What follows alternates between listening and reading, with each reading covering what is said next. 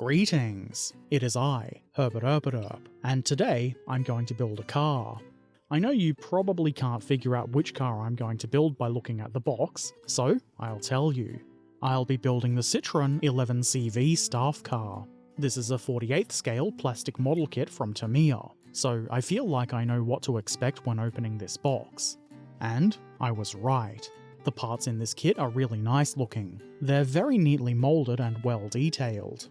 I would say most of the car comes in this one part, the body. The only downside here would be if you wanted to model it with the doors open. That might require a little bit of plastic surgery, and I won't be doing that. Tamiya kits are known for being consistent in their quality, which I would say is quite high. They are very well moulded. There are of course mould lines. It's almost impossible to escape the presence of mould lines in this hobby, but that's okay. They're very minor in this kit and take almost no effort to clean up. The detailing is good, though it's not extreme fine super detail or anything like that you might find in a more expensive kit, but it's good, and as I said, Tamiya are very consistent with this. There are some clear plastic parts for the windows of the car. Car windows are usually see-through, so this makes sense. There's also a decal sheet, which is good if you're building the military version of the car, which has markings, and if you're not, you'll find the license plates useful for depicting a civilian vehicle. And here are the instructions. These are the small, vertical, foldy type of instructions, and as I usually mention, I would prefer a small booklet, but this is easier and cheaper to produce, so it's what we get.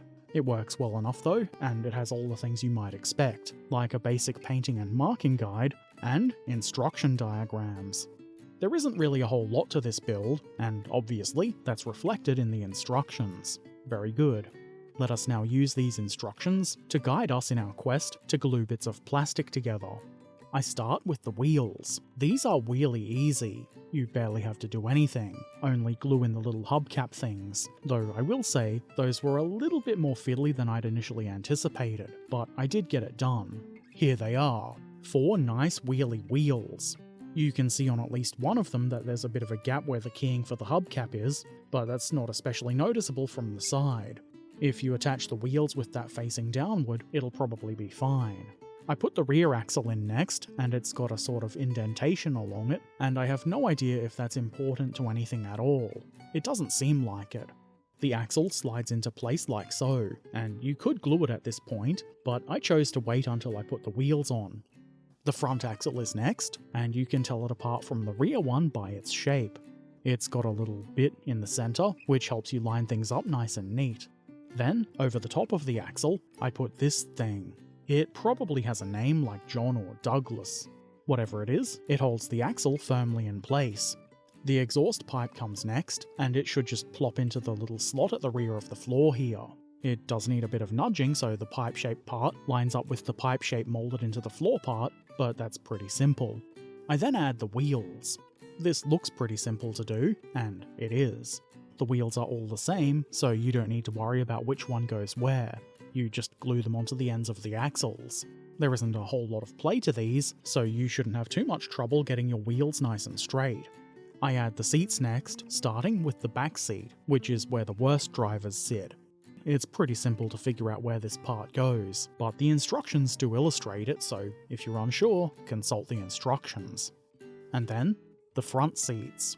You can move these back and forth along the mountings. This could add a tiny little bit of interest. Not much, but a little bit. I've decided to have both of my seats all the way back, because that's how the cool kids do it, or something.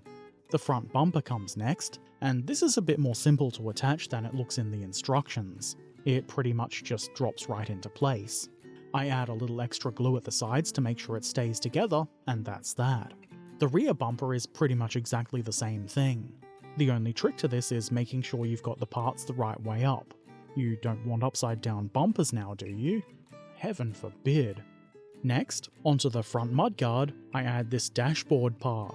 The keying here makes sure it gets positioned correctly. The steering column is then installed, and again, the keying should prevent you from doing this too wrong. To top it off, a steering wheel. I'm sure somebody is surprised by that, but it's not me. Again, you would have to put in some effort to get this wrong. Once that's done, onto the frame assembly it goes, guided nicely by some more keying. I make sure there's plenty of glue around the contact points, and then headlights. These are made up of two parts. The body, I guess you might call it, which you can see I'm gluing into place here, and then a lens. There's a choice between a clear lens and a blackout cover part, whatever you might call those. I've chosen to use the clear lenses, so I'm just installing the lamp bodies without said lenses. Obviously that's so that I can paint the inside of the lamps without having to try and somehow paint through the clear plastic part, which is still on this sprue, as are the window glass parts.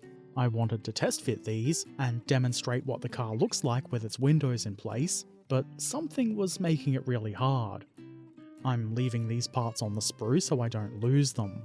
They'll also avoid scratching or other damage a bit better if they stay on the sprue. Something I will be installing now is the radiator grille.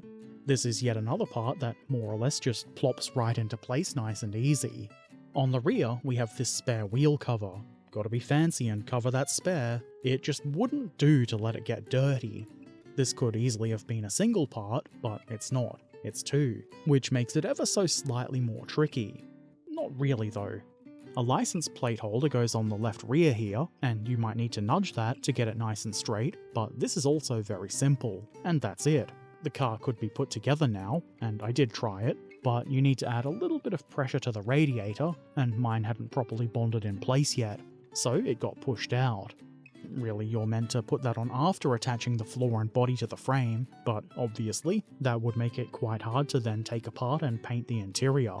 There's a piece of keying on the back of the radiator, and if you cut that back, it becomes very easy to slide the two halves together and apart again.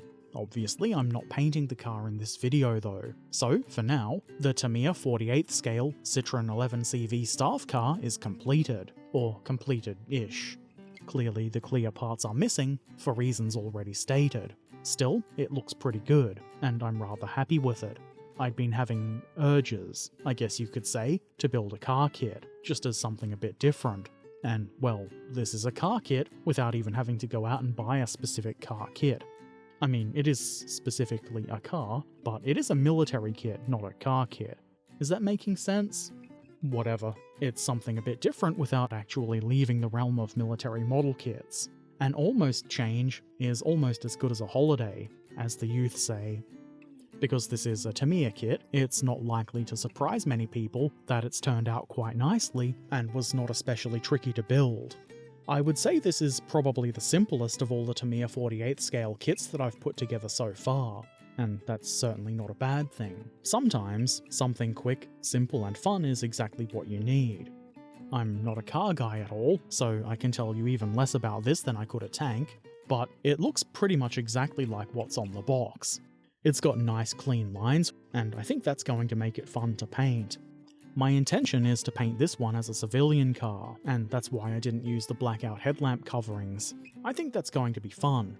A nice clean car is just going to be something different to a dirty war machine. I'm looking forward to it, and because of that, I'm going to paint this sooner than other things.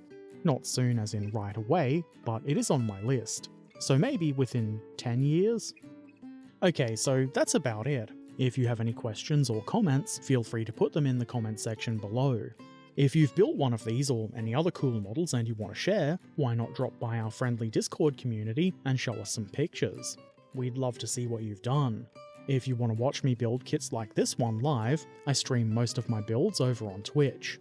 You can find the link to my channel in the description below. And of course, be sure to subscribe here on YouTube for more modelling videos. And if you'd like to see my videos a bit early, before there's any ads, consider becoming a patron. It really whips the llama's ass. That was Winamp, Herbert, not your Patreon.